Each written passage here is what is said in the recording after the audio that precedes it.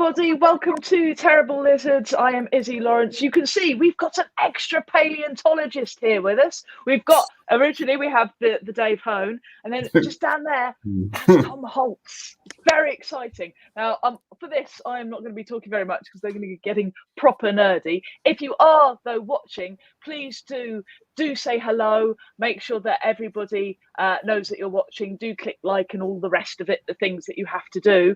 So, rawr, and we're going to find out about this new dinosaur paper, aren't we, guys?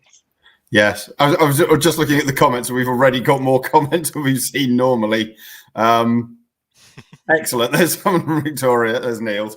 So for everyone who doesn't know, which I suspect is no one in the chat currently, so a new paper just out today, led by Greg Paul and some colleagues, basically splitting a little-known dinosaur called Tyrannosaurus Rex and suggesting that it is in fact 3 species rather than 1. As I'm sure at least some people have seen already, that is a somewhat controversial opinion that has drawn some comments from those in the field. Tom is obviously, well, I say obviously, I think everyone knows it, but Tom is a real Tyrannosaur expert and has written oodles about Tyrannosaur and is a Tyrannosaur expert in a way that I only kind of pretend to be. Because, well, let's be honest, there's about 7 or 8 people in the world who do more on tyrannosaurs than kind of anything else, and that is the primary focus of their research. And I am not in that group, but I'm probably in the also not much bigger group of people who've done quite a bit and know quite a bit. And that still is only about probably another dozen people or so. You know more than me. You definitely know more than me. Yeah. We are relatively big experts in this field, and we knew this paper was coming because Tom reviewed it and I was asked, and actually we were both asked for comments for a couple of media outlets, so we've seen it a couple of weeks ago. I don't think we broke any embargoes, but we knew it was coming, which is why yesterday we were hinting about it and why Izzy and I set this up, because we thought that you lot might have some questions and that we'd be best placed to answer them. So drop it in the chat. If you have questions, do write questions in the chat about it. But explain to us briefly why. I mean, are you guys against T-Rex having being more than 1 species? Is that such a bad thing, Tom? Why is that? Sure. What's the issue here? And just to put this into perspective, what this new paper does is it takes the specimens that we already knew and considered part of Tyrannosaurus Rex. So this isn't brand new discoveries of fossils that have been made. And it argues that in this collection of fossils that we've been calling 1 species, Tyrannosaurus Rex, that there are actually 3 separate species, one of which occurs earlier than the other 2, and the other 2 sort of overlap in time. And because they consider them new species, they need new names. And so it proposes Tyrannosaurus Imperator for the earlier species, and this would include the famous specimen called Sue, and another specimen, another species, which they named Tyrannosaurus Regina, so the queen Tyrannosaurus, queen tyrant lizard, and the what we call the type species, or the name-holding species for that, is actually one that's not terribly far from me, where I am here in College Park, Maryland. It's down at the Smithsonian in Washington, D.C. So the idea is that there are 3 species with a little bit of overlap in time, but essentially throughout the history of Tyrannosaurus. And in principle, that's not crazy. We know, for instance, that Triceratops, the perpetual antagonist with Tyrannosaurus, the Triceratops goes through at least 2 and possibly arguably 3 species in that same interval of time, with Horridus, and then maybe an intermediate form, and then Triceratops prorsus at the top. And it looks like Pachycephalosaurus may do the same thing. That the classic one with the little short bumps, Pachycephalosaurus wyomingensis, is at lower part of the Hell Creek Formation, the time and place that Tyrannosaurus and Triceratops and Pachycephalosaurus are from, and a different one, which would presumably Pachycephalosaurus spinifer with spiky horns on the back, is near the top. So it might not be crazy that Tyrannosaurus would go through these changes, what some people call a chrono species, a time species. So just The question, basically things over time change and they turn into absolutely, different species. Okay, Yeah, I get absolutely. that. and with enough accumulated time and enough accumulated differences, they'll look sufficiently different. We'll cut them off. So with Triceratops, it really kind of is a continuum where the one at the top is obviously different from the one at the bottom, and somewhere in between the two we go from one to the other, and there it gets complicated, which is what you'd expect from evolution. So yeah, as Tom says, I don't think anyone has a problem with the idea that there may be more than one T.Rex species, or more than one species of Tyrannosaurus, I should say, and even of other things. We've seen similar splits with other stuff before, and indeed I was one of the referees of the Triceratops paper that Tom has just referred to, and said, like, this is great, this is a really good study and I really like it, and this is a really convincing case. And that's ultimately where I think we're seeing, I mean, we're two of the culprits, but a lot of our other colleagues as well kind of going, well, maybe, but this data is looking very sparse to make that case that we've got 2 extra species here and that there should be 3. This is the question we got, which basically sums up why we're here, which is from Tracy, who says, how are these species said to differ? So we thought we had 1 T-Rex species. This new paper says that we've got 3. How are they different? Yeah, that's where you go from the distinction between, in principle, a succession of species being reasonable, to actually the hard work of demonstrating it. You know, what observations, what characters, what features can they point out that show that these are distinct? And in fact, they point out essentially differences in 2 features, only 2 features on these dinosaurs. So one is sort of the relative thickness of the femur, the thigh bone. And the other one is the shape of one of the teeth in the front part of the lower jaw. And they find that those differences are what they use to separate out these 3 species. Now, if these were species where we just had a couple bits and pieces, and those were the level of differences we saw, we might use those as a good way of splitting up species, at least in a preliminary fashion. You know, the species have been named on as slender evidence as this. But this is Tyrannosaurus Rex, broadly defined. We have multiple really good skeletons from it. And I think it is intriguing that they weren't able, the authors of this paper weren't able to find other traits that were changing if these really were 3 distinct clusters. Like here I've got a cast of a T-Rex head here. Oh, I mean, that'd be just to change you into the cast model, I assume, Tom, unless you're sorry. a lot bigger than I remember. Yes, it's a model. It's a model of Stan. Big are you, Tom? Either that or I'm really big. No, no, this is sorry, it's a model. And so this is a model of Stan. And, you know, Tyrannosaurus has these, various wrinkled nose features and inflated crests in front and behind the eye. You know, the sort of things that you might expect to be different from each other if they were different species, because they're probably associated with display, with showing off. And those are some of the traits that we'd expect to vary. When we see those sort of things vary in, say, horned mammals or horned dinosaurs and so forth. Well, Triceratops, the curvature of the horns is one of the features that we use to separate the 2 we just talked about. Right. And so we don't see that, or rather they don't demonstrate that those are the sort of things that vary. I think if there were a few more features that they showed that varied, that clustered among these different potential species, I think we'd be a lot more convinced that they're likely on the right track. But I don't see it yet.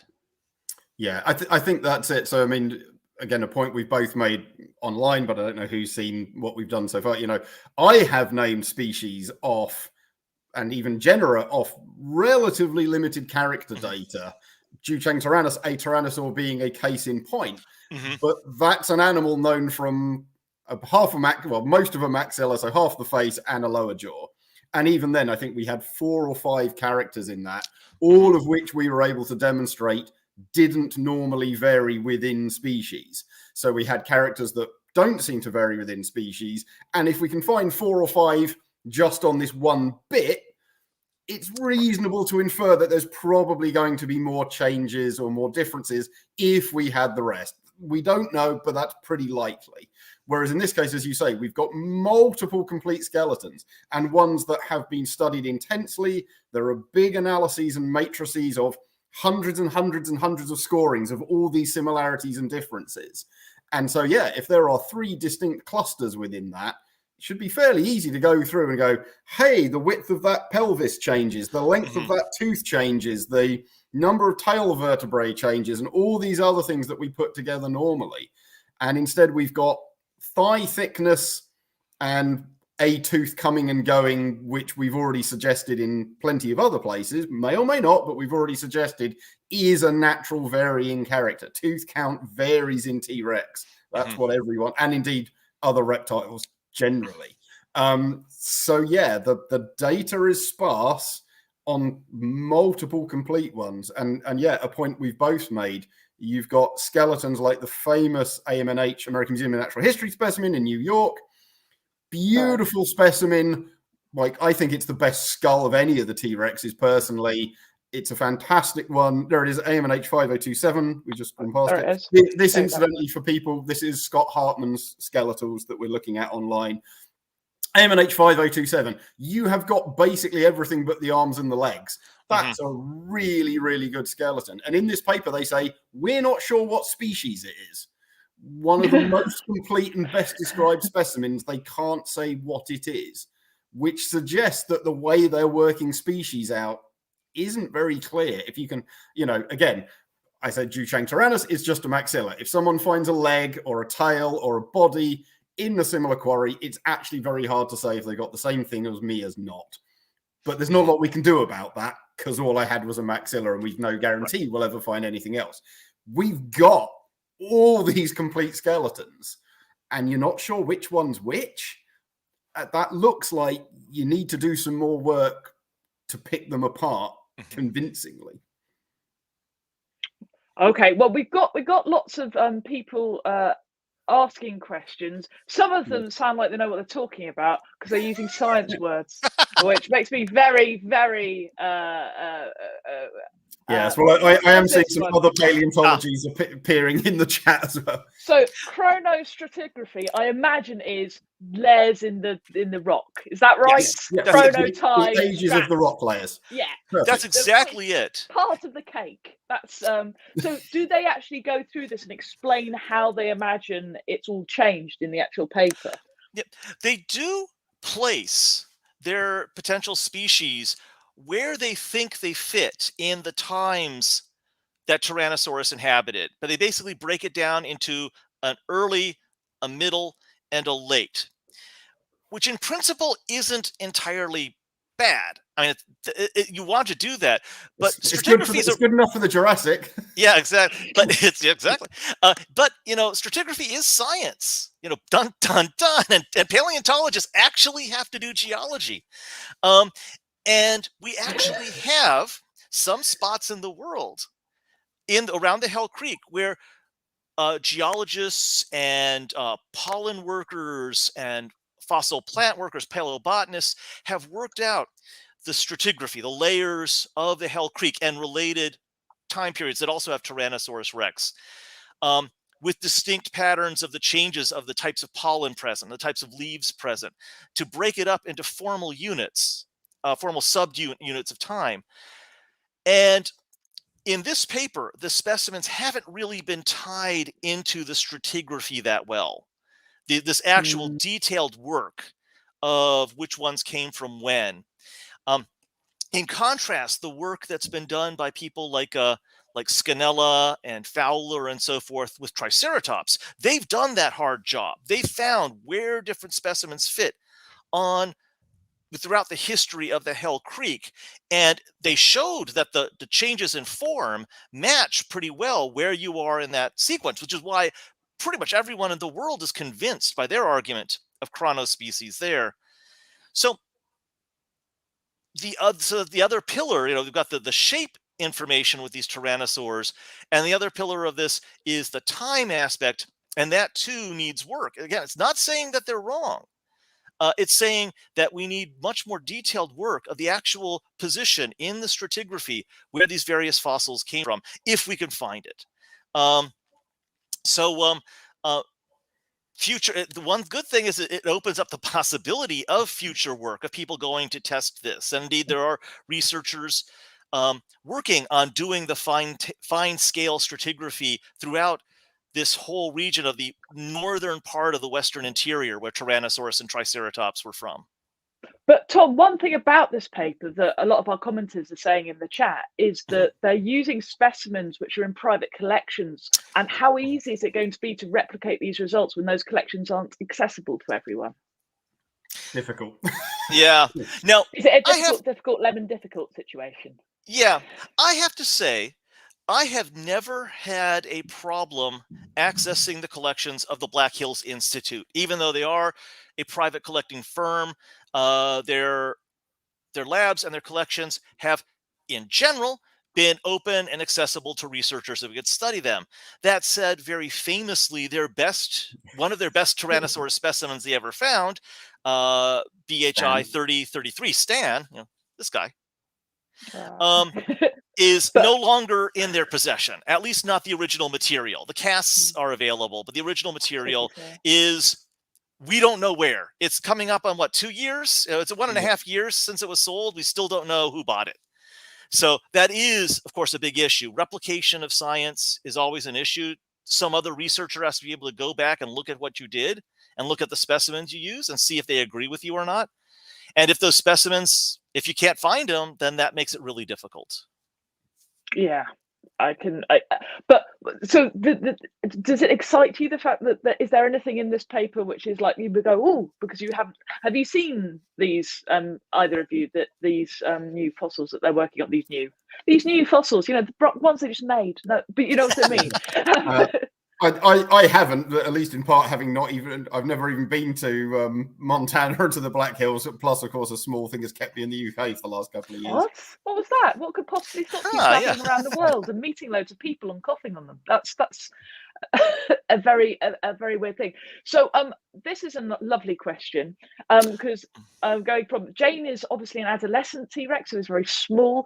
There's obviously dramatic changes to the morphology between that stage of growth and adulthood. How does one distinguish that from a species differential? How can you tell if the dinosaur you see is a juvenile or if it is an adult species? Can be tricky. So yeah, yes. I mean, we've had an entire episode where I think we've talked about young dinosaurs and diagnosing juveniles versus adults. So that's at least part of it, is if there's various indicators of juvenile status, which include bone texture and the number of rings when you cut through bones, and fusion of various bits is one thing. The other thing is, again, as we do a lot with dinosaurs, quite a lot of inference. Tyrannosaurus actually is one where we've got a whole bunch of specimens. Even if you exclude Jane, we have different sized animals, and you can look through them and go, okay, this kind of pattern is going on. The skull is getting bigger and wider in these dimensions. So if that's happening, what would a one that was, if it's getting bigger as it gets older, okay, presumably it would get smaller as it got younger. So what would one, if we dialed the time back a bit, look like? And that would give you an indication. The other thing is to look for things that basically don't change. Okay, we've got a whole bunch of different things. They're all adults, but they are still different sizes, or they're all nearly adults. What things are entirely consistent? This never changes over size. This never changes over size. This does change, but it always stays in this exact perfect proportion. Okay, and if those features turn up in T-Rex and then they don't turn up in anything else, including very close relatives. Someone's already mentioned Tarbosaurus in the chat. Ducheng Tyrannus, for example. Yeah, there's a couple of features of holes in the maxilla that you get that basically appear to be completely universal in T-Rex and Tarbosaurus, but different between the two. So if you start seeing that feature in a young Tyrannosaur from a quarry which we know also produces T-Rex, Well, it's probably T-Rex. That's a T-Rex feature, and we don't see it in anything else. And it turns up in every single animal, no matter how old or young it is. And so, yeah, we can basically look for features like that. And then we're very wary of things like eye size, which we know usually changes over growth. So, yeah, there's always a bit of inference. It's always situationally dependent. It's always going to depend on how good your specimens are. But on average, and particularly for things like this, where we have got tons of material and we spent a lot of time looking at it, again, there's a reason that me and Tom Carr and Scott Williamson and Steve Brasati and Phil Curry and half a dozen other people who've done really quite a lot of work on the ontogeny of dinosaurs and tyrannosaurs in particular are all happy that it is a juvenile T-Rex. We could still be wrong, but all these different people have looked at it and come to the same conclusion.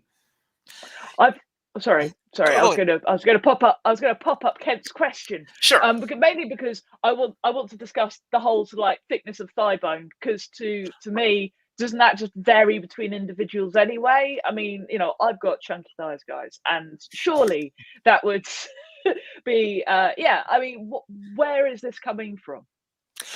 Right. So they actually, to give them the credit, they went through and plotted the relative size of the robusticity, the thickness, relative thickness of the thighs against size. And in their estimation, they see sort of two different trends, one of which they regard as being the robust, that is the thicker thigh forms, and the other ones being the slender thigh forms. One question, though, is that really a population of two different sorts, or have they taken what is actually a continuous distribution, so of thick, medium-sized, and thin, and then split it up in two without testing the possibility it actually is just a continuous distribution? And there has been work by previous researchers who've looked at these statistically, although not separated out by stratigraphy. And they failed to find evidence that there was this split between thicker and thin. Rather, it's a continuous distribution. Some are thicker, some are medium-sized, some are thinner. And it would be interesting to take that approach, that sort of statistical approach, and see, is it one or two populations, and then work it for each of these chunks of time and see if they find a different signal. So this paper is good in that it sets up potential lines of research to test their hypothesis or hypotheses. And that's what science is about. Yeah. But it doesn't go all the way to proving it. Right. No, and again, paleontology in general and biology in general, it's not that we work to different rules to the rest of science, but you really can demonstrate something in certain bits of biology.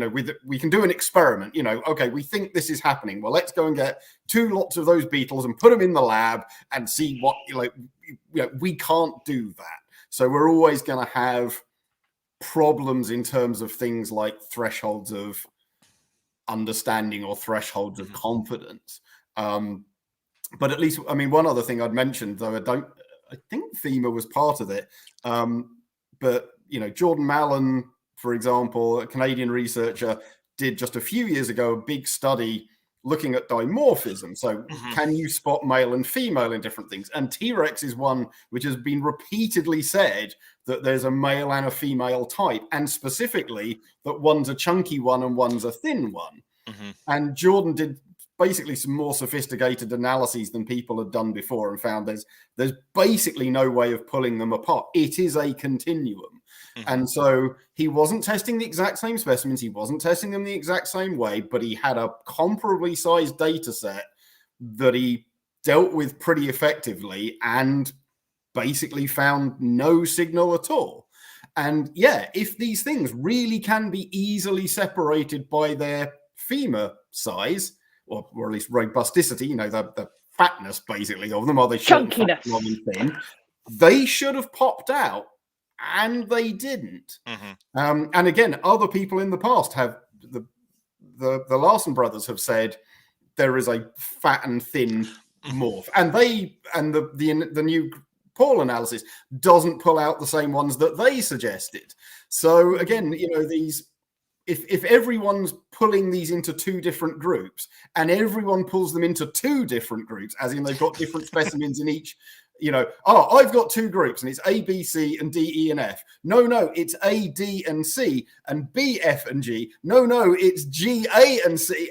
Like, well, probably actually they don't line up very well at all. Everyone keeps finding different groupings. It's like trying to get like kids to point at in the spectrum where the yellow ends and the red begins. Yeah, I mean, where's the orange? That's always what the species differentiation is, and it's one thing if everyone's kind of going, well, here-ish, and not quite lining it up, but they're solid and that one in the middle solid.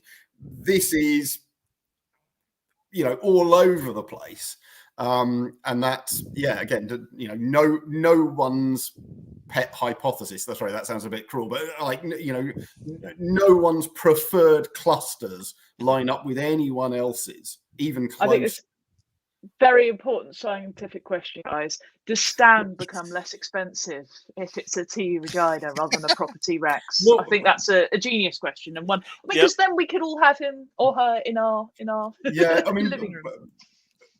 Potentially, I mean, one thing that we've seen, so I saw someone mention Tarbosaurus in the chat. So Tarbosaurus is the big Asian Tyrannosaurine, very close to T-Rex. A couple of people in the past have said they think that is Tyrannosaurus, and we should be talking about Tyrannosaurus Batar. I don't think most people buy that, but there's a reason that a lot of that Mongolian stuff is sold under the name Tyrannosaurus Batar, because everyone's heard of Tyrannosaurus and no one's heard of Tarbosaurus. And if you've got the slightest excuse to call it that, the price just there's a cash reason instantly. Of course, they presumably have already cashed the check on Stan, so it's the resale value that we're talking about, not the initial sale. So, but I mean, that's a relevant point in terms of some of the, you know, private ownership and auctioning of stuff. You've got this weird trade-off, particularly with tyrannosaurs. Ironically, you know, we mentioned Nanotyrannus, a name that people have ascribed to certain small specimens that I think most people, including ourselves, would say is juvenile T-Rex. But you see people go, oh, well, we're auctioning this off. We're trying to sell this off. And it's valuable because it's a new species. And it's like, right, but if it's a new species, it's also not T-Rex anymore. So being a new species usually has a cachet and a price tag, and being T-Rex has a cachet and a price tag. And which of those actually is the better label to slap on your specimen is, again, I'm not here to play the game of who's the most valuable, but it's you do get these kind of, let's say, and I don't, you know, the Paul paper has nothing to do with this, but you do get these weird external drivers of names and name usage in popular,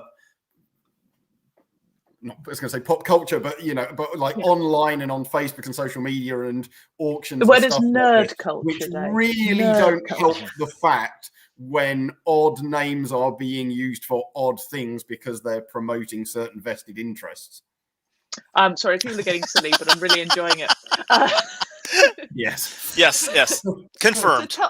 So talk to me, because the thigh thickness is one way that they're trying to distinguish drag them out into three separate species, but the other one is the teeth. You've mentioned very briefly that T-Rex have different number of teeth anyway. That's surprising. I'm a mammal human. Most of us have the same number of teeth. What are apart from all the people doing? with extra what's the word? Wisdom teeth. That's what I'm looking for. Burn those people at the stake. It's wrong.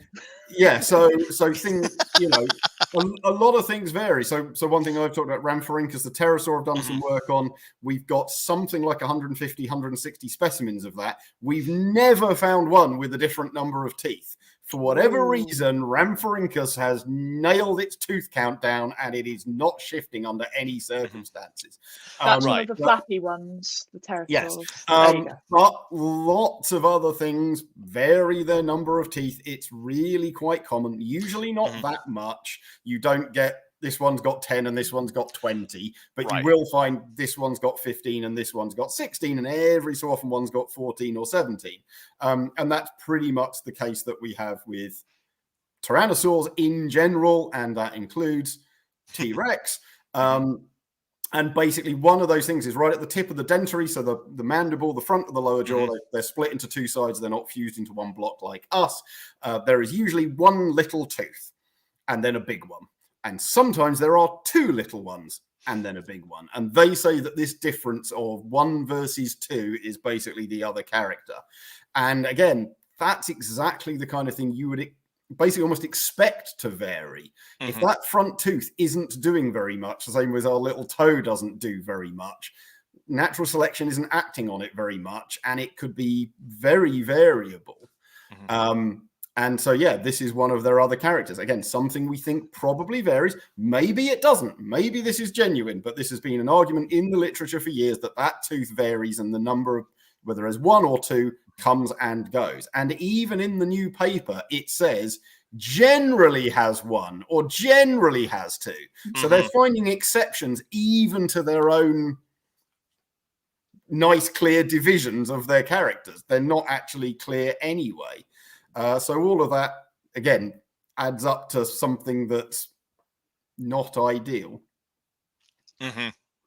Okay, so is it just those 2, or are they talking about other things as well? So I haven't read the whole paper because I only got sent it just before we did, and it only came out like a few hours ago.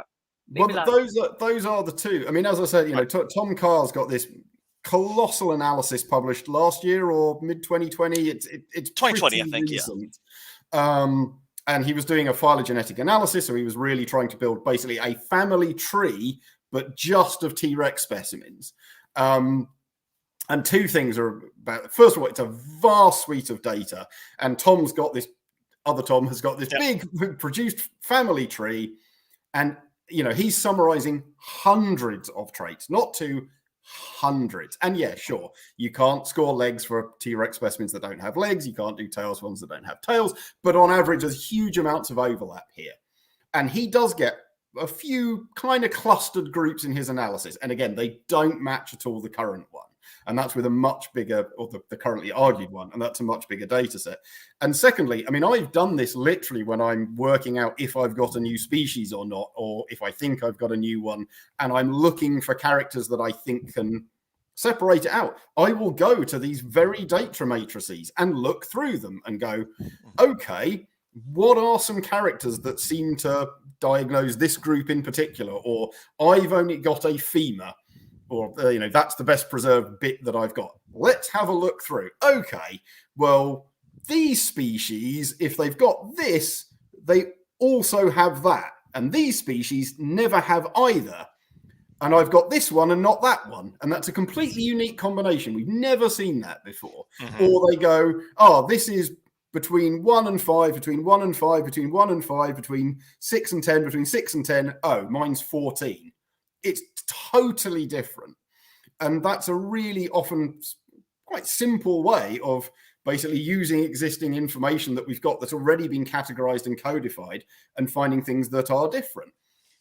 So Tom Carr's matrix has like 1,000 of these characters. Go through the list. Okay, we can, you know, he's already got it specimen by specimen. This is our cluster A, this is our cluster B, this is our cluster C. Which of those? Okay, that's always 1. That's always 0. That's always 2. That's always 4. Oh, this is nice and consistent. It's always the same within the group. It's always different between the groups. Either they've not done that, which is a bit weird because that's a really obvious thing to do, or they have done it and it doesn't line up, which isn't a good look.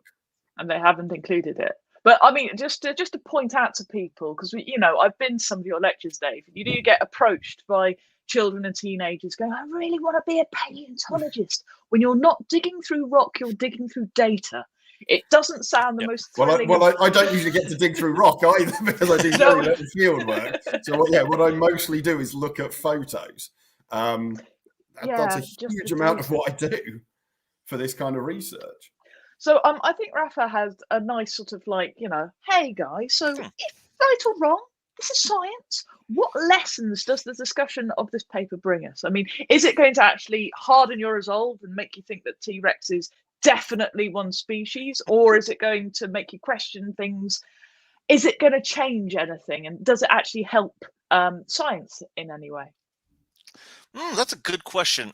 One thing that it does is if, and maybe even when, the distribution of Tyrannosaurus actually does get broken up into a couple different species, if either the Smithsonian specimen or Sue, the Field Museum of Chicago specimen, wind up in the species that isn't Tyrannosaurus rex, we'll now know what name to have, because those specimens from now on are tied to those names. Now, in general, many of the researchers are going to say, okay, Tyrannosaurus Regina and Tyrannosaurus Imperator are what we call junior synonyms of Tyrannosaurus rex. But if we do find evidence based on entirely different character traits, it doesn't have to be the ones that Paul and colleagues suggested. If we find a cluster of Tyrannosaurus specimens that includes, say, Sue, but not the Carnegie Museum type of Tyrannosaurus, then that species is Tyrannosaurus Imperator and will be from now on into the future. It's just we need to see if there's justification for it. So one thing this does is it does establish those names. Whether those turn out to be useful names is a secondary question. Yeah. The other thing I'd bring up is, papers that ultimately prove to be wrong can still be extremely valuable. So, when paleontologists have been suggesting that birds might be dinosaurs for quite a long time. In the 70s and 80s, that idea was coming back again. And then in the 90s, we started finding feather dinosaurs. And then we started finding a whole bunch of specimens that filled in a lot of those gaps. But even so, there were people saying, no, they're not. Birds are something else. Birds aren't dinosaurs. These things aren't feathered dinosaurs. They're weird birds, and other arguments like that. And even though basically everyone thought they were wrong, it forced them to sharpen their arguments. Oh, you're going to pick on this detail, are you? Right, let's sort that detail out. Well, you're going to say that this isn't as explained as well as it could be. Okay, let's go and study it in detail. Let's demonstrate the evolution of feathers and jaws and the brain and how the leg muscles work and how the flight muscles work and how the chest changes and all of this stuff. And I think it would probably have happened eventually. But it really forced people to focus that. And you can tell the same thing. I'm sure there will be a couple of papers out pretty quickly wading into this general discussion of, okay, this doesn't look very solid. There's some problems. Go away and have another look at it. Come back with some stronger arguments, and let's have another chat in more, perhaps not quite those informal terms. But in the meantime, like Tom said, there's already people out there like John Scannella and his team who've been looking at the stratigraphy of the Hell Creek. And I bet you already today they are sat down with their Hell Creek stratigraphy and going, right, where's that T-Rex from? Where's that T-Rex from? Where's that T-Rex? Oh, that's interesting. Hey, we've got a specimen from there that we never looked at. And all of that is going to happen because of this new paper. And so it will refine our understanding of T-Rex and quite possibly the evolution of some characters or trait, whether or not there's new species or not, but like, actually, this looks like it really changes over time. Maybe some of the femur is doing something like that, etc., etc. And that's going to come off the back of this paper. So even papers that are wrong, even papers that are flawed, even papers that lots of people disagree with very quickly, let's say, are not a waste of time or meaningless science or have actively held the field back. They very often drive things forwards, even if it's not the way everyone would like. Well, that goes perfectly. Hattie's question here, which is, so which one's the scavenger? This is one of my former students. Oh, excellent. Jokes aside, because we all know that they're both scavengers and predators. Every predator is a scavenger. We know this. Jokes aside, are there any other Tyrannosaur taxonomy issues that you think need revision of further study? So, what do you think is the main thing that we should be researching right now about tyrannosaurs and their ecology, paleontology? Well, taxonomy, he said. Taxonomy. There we go. Yeah. So the one I'd pick on, actually, because I was chatting to a couple of people about this just the other day, is Raptorex. Yep. So when Tom and I had a conversation about Raptorex a few years ago. That's something that you blot out a mistake with, your Raptorex. That's It doesn't sound real. So Raptorex is a small Tyrannosaur specimen that is a juvenile of some description, though it was originally suggested to be merely an adult. I don't think anyone particularly agrees with that. No, one of the people who said that is Hades' supervisor, so don't tell him I said that. But when Raptorex came out, it was basically argued to be like a miniature T.Rex, not quite in those words, but basically one writ small. And was subsequently shown actually to probably been misdated because it was a private specimen that had been confiscated. It had been illegally acquired and then ended up in a public collection. So it was legitimate to work on at this point, but of course no one knew the real true history of it. And it was basically suggested to be early Cretaceous and turned out to be late Cretaceous, and at the kind of wrong ends of that as well. And it's probably Mongolian. And basically, given its size and age, I think there's several people who are knocking around going, well, it's a juvenile, and we're not quite sure what juveniles of various tyrannosaurs in Asia look like. So it's probably a juvenile of one of them. And I really don't think it is, because I happened to see Raptorex when it was on tour in Japan the day after I'd seen a very famous juvenile Tarbosaurus skeleton, and I literally saw one day, got the train to Tokyo, and then saw the other one the next day. And so they were perfectly fresh in my mind. I'd taken some measurements, I'd taken some photos, and they're almost identical in size and wildly different in anatomy. So anyone who said, oh, Raptorex is probably a juvenile Tarbosaurus, bet you it isn't. The next obvious candidate is there's some really weird long-snouted tyrannosaurs called Aleoramines that are knocking around that time. It looks nothing like what we'd predict a juvenile Aleoramine to look like. Now, we don't have any to compare to, but going back to what we said earlier in conversation, we can make some educated guesses about what a juvenile Aleoramine would look like. And Raptorex doesn't look like one of them at all. There's some odd scraps. There's an odd thing in the collection of Poland. It's Mongolian origin, but it's in Warsaw, called Bagratan. Yep. And I saw Bagratan a few years ago, and I was looking at Bagratan and going, this is Raptorex. I've worked it out. Raptorex is a much better specimen of Bagratan. Bagratan's very fragmentary. And I had my Raptorex photos, and I was there with the Bagratan and the descriptions, and I was there with the specimen, and the more I looked at it, the less it looked like Bagratan. So it's not that either. So I'm very confident it's not Tarbosaurus. I'm very confident it's not Aleoramus or any of the Aleoramines, and I'm really pretty confident it's not Bagratan, which means we've probably got 4 knocking around. Now, the stratigraphy and the ages and the exact location of all of those things is really uncertain. So I'm not suggesting that there are 4 or 5 tyrannosaurs in one formation at the same time. I actually wouldn't bet against it, but that's not what I'm saying. But there are a whole bunch of them which could do with a bit of sorting out. And we're starting to see Raptorex in papers appear as Raptorex, literally in inverted commas, to suggest that it's something else. And personally, I think Raptorex is a perfectly valid genus. The question then becomes, what the hell does it grow into? Yep. And indeed, it was originally marketed, because remember, this is a specimen that was sold, as a juvenile Electrosaurus, which itself is another issue. Oh God, yeah, God, I've forgotten about that one. Yeah, that needs to be dealt with. It's sort of one of the forgotten Tyrannosaurs. So Electrosaurus, one of the first small-bodied big tyrannosaurs. So it's part of the group of the giant tyrannosaurs with the short arms and 2-fingered. It's one of the oldest ones in terms of the stratigraphy. Very fragmentary specimens found by the American Museum back in the 1920s. Almost nothing about it. And then in the 1970s, Altangarel Perle from Mongolia briefly described in a paper that came out, it was a Mongolian paper, but written in Russian, of which I've only ever seen a print from like a mimeograph of this paper. Oh, boy.